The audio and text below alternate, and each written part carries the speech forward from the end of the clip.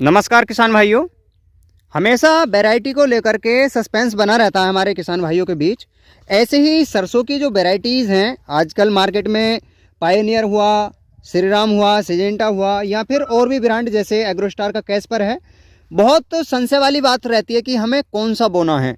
तो आज इस वीडियो के अंदर आप दो वैरायटियों के अंदर कंपैरिजन देख पाएंगे। एक है जो आप देख पा रहे हैं 1666 श्रीराम का, और दूसरा है एग्रोस्टार का कैस्पर।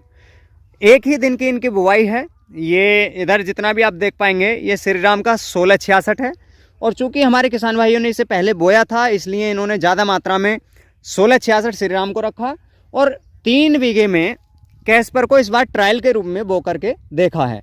अभी आप देख पाएंगे कि जो 1666 है उसकी लेंथ थोड़ी ज़्यादा है और वो ज़्यादा फ्लोवरिंग पे आ रहा है, जबकि जो कैस्पर है वो अभी स्टार्टिंग फेज में है। और अगर मैं बात करूं पेड़ की और फुटान की, तो आप नज़दीक से देखेंगे ये श्रीराम का 1666 है, इसका फुटान आप इस वीडियो में देख ही रहे होंगे। और बात करें जो कैस्पर है उसका फुटान आप देख पाएंगे। तो यहाँ कंपैरिजन यदि बात करें ब्रांचिंग की, को ब्रांचिंग की, तो बाजी मार रहा है कैस्पर, यानी फुटान जो है वो कैस्पर के अंदर ज़्यादा है। और जिसमें फुटान ज़्यादा होगा फलियाँ ज़्यादा होंगी और फिर दानों की संख्या ज़्यादा होगी, तो कह सकते हैं उसमें उत्पादन भी ज़्यादा ही हो सकता है। मैं ये नहीं कह रहा होगा ही, हो सकता है। और आप बात करें इसकी जैसे पौधे के तने की मोटाई, और ये 1666 का तना है, और यदि मैं बात करूं एक कैस्पर के तने की, तो आप देख पाएंगे कुछ इस तरीके का, यानी मोटाई भी कैस्पर के तने की कुछ ज़्यादा ही है। ऐसा नहीं किसी एक पौधे की, बल्कि आप किसी भी पौधे को एक ले लीजिए, वहाँ आपको फुटान भी ज़्यादा है और उसके तने की मोटाई भी ज़्यादा है।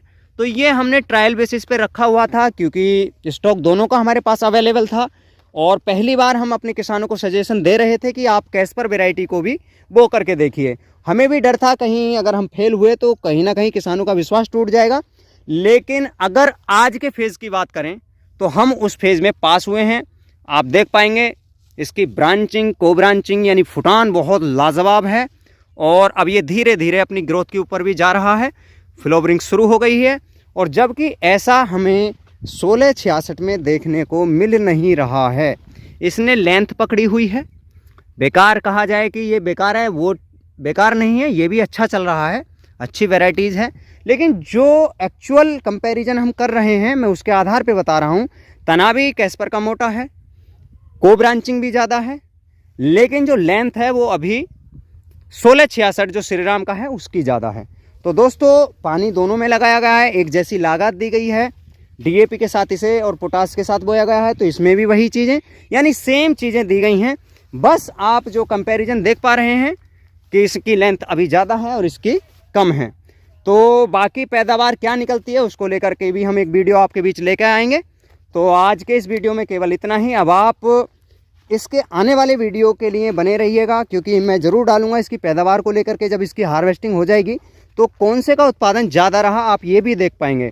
तो दोस्तों वैसे एक चीज़ और बताता चलूँ, जब आप पानी लगाएं तो सल्फ़र ज़रूर रखें अपने लहटे के अंदर। 5 किलो बीघे का यूरिया दें, यानी 30 किलोग्राम प्रति एकड़ की दर से यूरिया देना है आपको। और साथ में कोई ग्रोथ प्रमोटर ज़रूर रखें जिससे जो को ब्रांचिंग है वो ज़्यादा हो।